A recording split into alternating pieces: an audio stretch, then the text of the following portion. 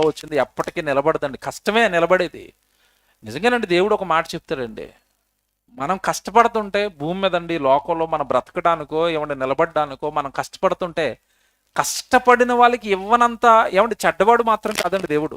మన కష్టాన్ని చూస్తాడు, మనం పడే శ్రమ చూస్తాడు, మనం పడే వేదనలు చూస్తాడు, మనం పడే ఇరుకులు చూస్తాడు, మనం పడే ఇబ్బందులు చూస్తాడు. కొడుకు ఇంత కష్టపడుతూ కూడా ఎందుకు ఇన్ని ఇబ్బందులు అని వెనకొస్తాడు దేవుడు. మర్చిపోకండి, నమ్మాలి దీన్ని. అబ్రాహాం వెనకాల దేవుడు ఉన్నాడండి. కారణం ఏంటో తెలుసా?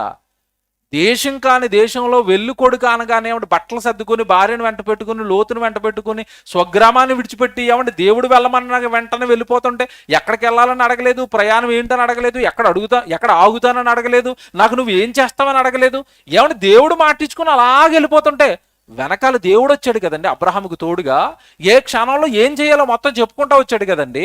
మధ్యలోనే ధనాన్ని ఇచ్చి అతను సుఖంగా బ్రతకడానికి దేవుడు తోడుగా ఉన్నాడు కదండి. ఇవ్వడా దేవుడు? దేవుడి పనిలో, దేవుడి సేవలో, లేదంటే నీ భూమి మీద నీ కుటుంబాన్ని నువ్వు పోషించుకోవడానికి నువ్వు కష్టపడుతున్నప్పుడు నీ కష్టాన్ని చూసి దేవుడు ఇవ్వడానికి ఇస్తాడు.